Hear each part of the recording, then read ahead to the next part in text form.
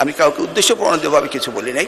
যদি কেউ আহত হয়ে থাকে সিম্পলি আমি দুঃখ প্রকাশ করছি। পটুয়াখালীর 2 এমপি শফিকুল ইসলাম সাহেব আজকের সংসদ ভবনের দিকে ছাত্ররা আসছে পরীক্ষা পেছানোর দাবিতে, সেই সম্পর্কে তিনি কথা বলেছিলেন।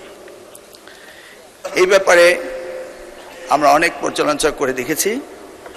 গতকালকে যে ফিজিক্স সেকেন্ড পেপার পরীক্ষা হয়েছে, হিসাব বিজ্ঞান এবং যুক্তিবিদ্যা, এই পরীক্ষার সময় বৃষ্টি ছিল, অনেকে ভিজেছে এবং পরীক্ষা সঠিকভাবে দিতে পারেনি, এই ধরনের কমপ্লেইন এসছে। আমরা যদিও সবসময় পর্যবেক্ষণের মধ্যেই ছিলাম, তারপরও শিক্ষার্থীদের দাবি এসছে এই পরীক্ষাটি নিয়ে।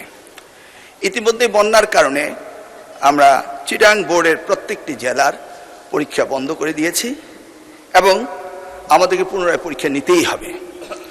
এই ক্ষেত্রে আমরা ভেবেচিন্তে দেখেছি যে চিটাগাং বোর্ডের পরীক্ষা আরেকটি প্রশ্নপত্রের সেটে যখন আমরা নিতে যাব ফিজিক্স সেকেন্ড পেপার, যুক্তিবিদ্যা এবং হিসাব বিজ্ঞান, সেই সময়ে আমরা এই পরীক্ষাটি পুনরায় নেওয়ার ব্যবস্থা করতে পারবো ইনশাআল্লাহ। তাছাড়া আমার ব্যক্তিগত মন্তব্য, সেটি নিয়ে অনেকেই আপত্তি করেছেন, সেই ব্যাপারে বলতে চাই আমি কাউকে উদ্দেশ্যপ্রণোদিতভাবে কিছু বলি নাই। যদি কেউ আহত হয়ে থাকে সিম্পলি আমি দুঃখ প্রকাশ করছি।